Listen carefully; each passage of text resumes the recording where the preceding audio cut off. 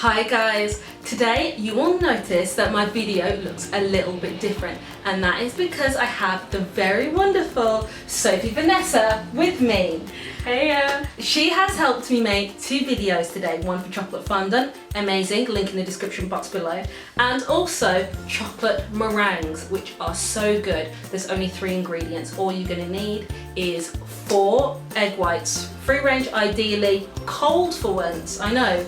Bit rare. Normally I say room temperature, but ideally you'll have these fridge cold. So you need 4 egg whites, medium. You're also going to need 150 grams of caster sugar and about 50 grams of dark chocolate. And that is it.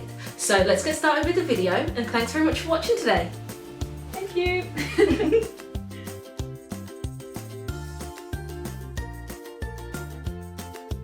First thing that I'm going to do is add my 4 eggs. These are fridge cold eggs. They take slightly longer to foam up, but you'll probably get a more stable foam. So if you just pop your eggs in the fridge for about an hour before, then you'll find that they're going to foam up really well. And we're just going to run this on medium until we get a nice thick foam.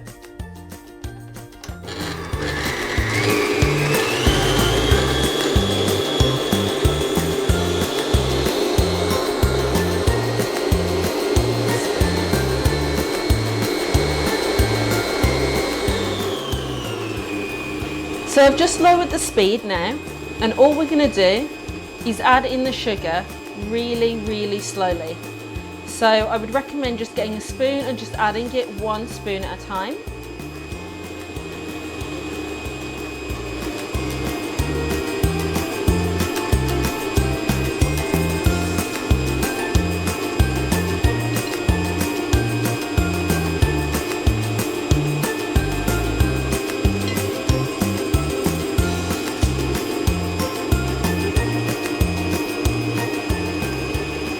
So I've added all of the sugar now. All we're going to do is turn it up onto a medium-high speed and whip it for a minute or so.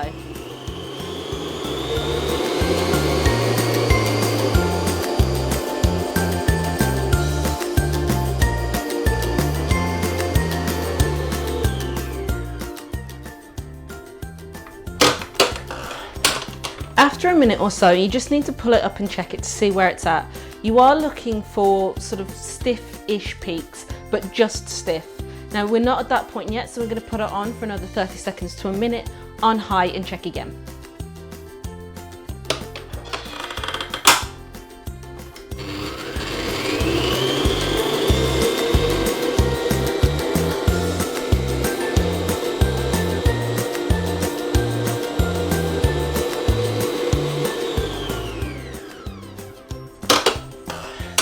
So we're just doing another check.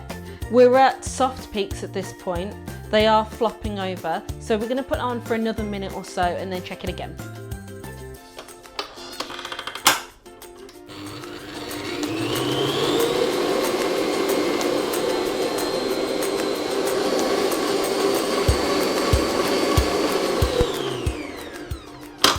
I think we might be there.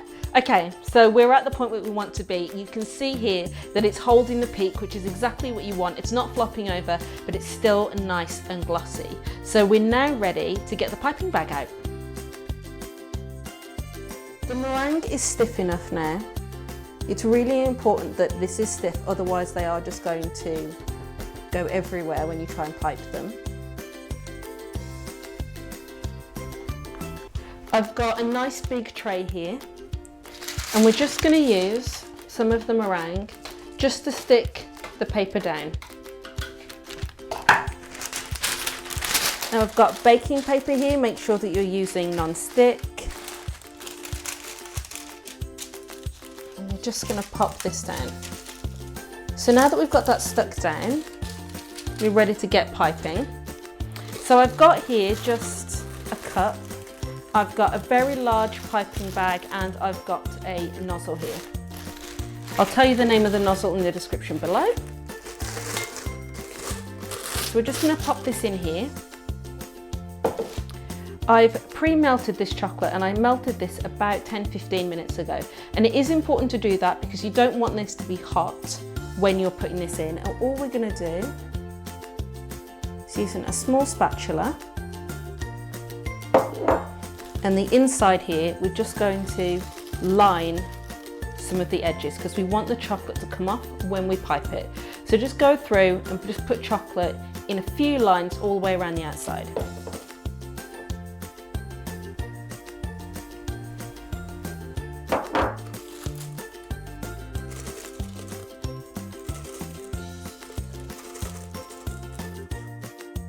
So you can see here now that I've just put some chocolate around the outside. I've been quite generous and I have used dark chocolate, but you could obviously use white chocolate or milk if you want to. And we're just going to pop the meringue mixture in here. If you use a glass, you will just find it a little bit easier to fill it. So I would recommend doing that. Okay. Just pull it around the edge.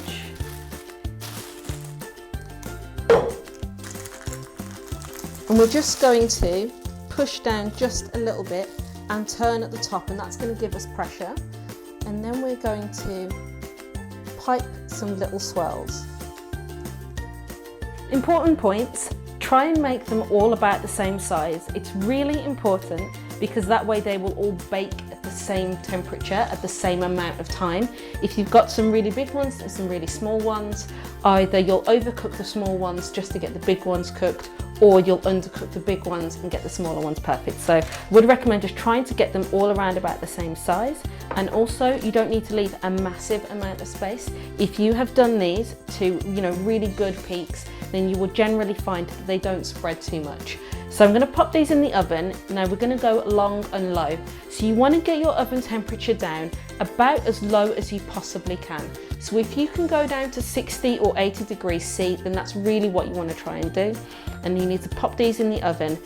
The amount of time that they take depends on how big you have made these little meringues. If you've done tiny little kisses, then they'll probably take you less than an hour. And it also depends on what kind of consistency you want. So if you want them to be hard all the way through, then you're going to need to cook them for a lot longer. If you're looking for a marshmallowy center and you want them to be hard on the outside, they're going to take a shorter amount of time. Now I'm going to pop these in on a really low temperature, so I'm going to do these at about 80, and they're going to go into the oven for about 3 hours. And then after that, you just switch off the oven, close the door, and if you've left them overnight, then great, but if not, leave them for a few hours and they should just peel right off. So I'm going to pop these in the oven and I'll show you what they look like when they're done.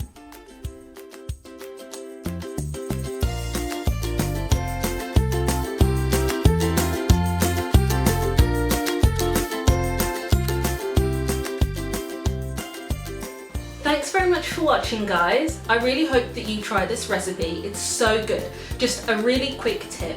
You want to cook these long and low. So you really want to put them on as low as your oven will possibly go. Now, some ovens will go down as low as 60 degrees C. Others will maybe be 100 degrees C. So just cook it as long as you can on as low as you can. So if you've got a really low temperature that you can cook them, say 60 degrees, that's better because it's going to stay whiter for longer, which is what you want. And also it's going to take a bit longer, so you're probably looking at 3 to 4 hours. But if you're cooking on a higher temperature, say 100, 110, then you're going to be able to probably shave an hour off that. But either way, turn off the oven, close the oven door, keep it that way and leave it for as long as you can, and it should peel off your non-stick paper with absolutely no trouble. So thank you very much for watching. As always, it's been a pleasure, and I'll catch you next time. Please like and subscribe.